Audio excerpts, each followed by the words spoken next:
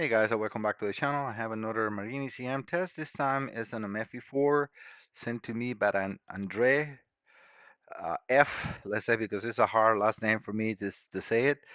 He's from Florida. Let me see exactly where in Florida. It says Bel Air, Florida. He sent this computer. He has this is a twin engine Crusader. Let me just make sure. I think it's, yeah, he said Crusader. Was it Crusader? Yeah, I think it is.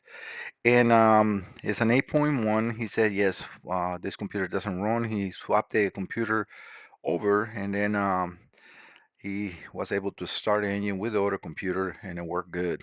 So we definitely know that we have a problem with the computer. And yes, I'm able to reproduce it here.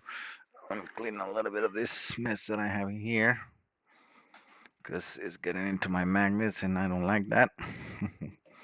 These are the Pico scope to hold the boards. I usually replace the little components and I leave them in there to cool down before I dump them. But yeah, so this is for him so he can see the computer number. The computer indeed has firewall reference, which is a little bit at least good. I'm trying to connect to the computer. So the first thing that we want to see when I connect the computer is a fuel pump prime. This is connected to the fuel pump relay. And when I power up, that is not happening. So no fuel pump relay. I'm going to turn it off again so you see that I lost the firewall reference right there, connect it back on, and we get immediately a firewall reference. So that part, at least the sensor, ground, and the firewall reference is there. But when I try to connect to the computer, I'm getting no communication. So this is a MEFI4, and the connection is the same for all. So as you see in here, it says 92 and up. Cruiser, Volvo, Inmar, PCM, Marine Power, and etc. So anything that has MEFI 4 or MEFI 1 through 4 will use the same connector.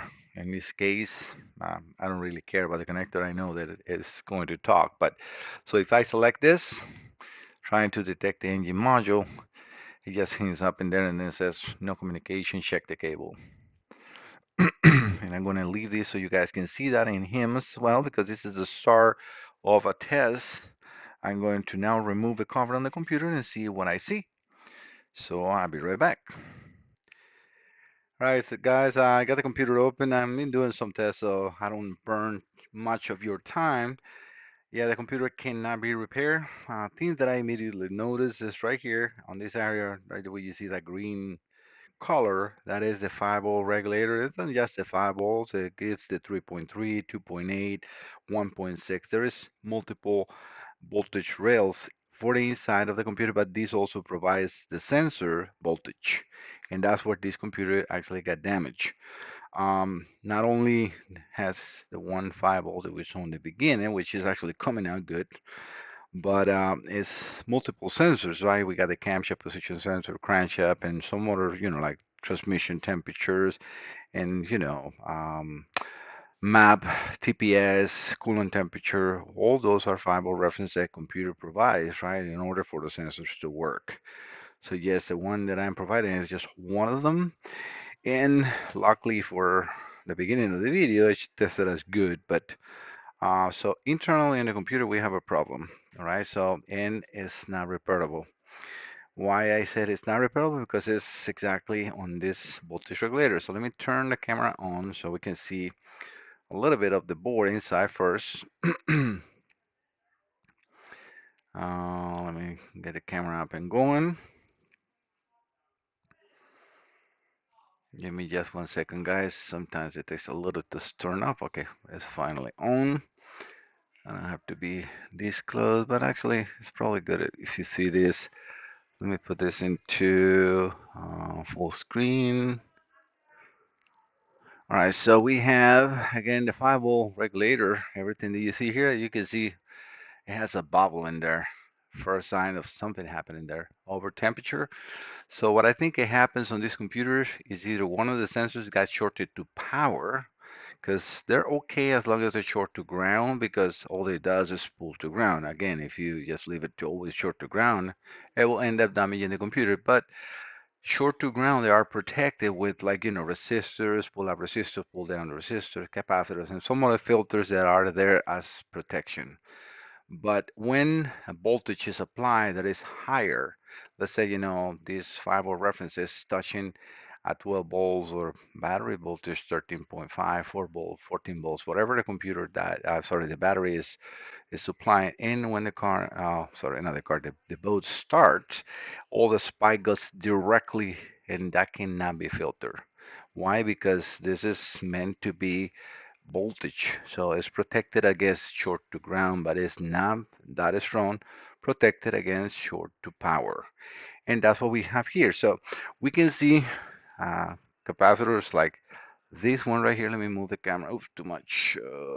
Sometimes a little hard to do one-handed, but we can see, kind of like normal, not normal.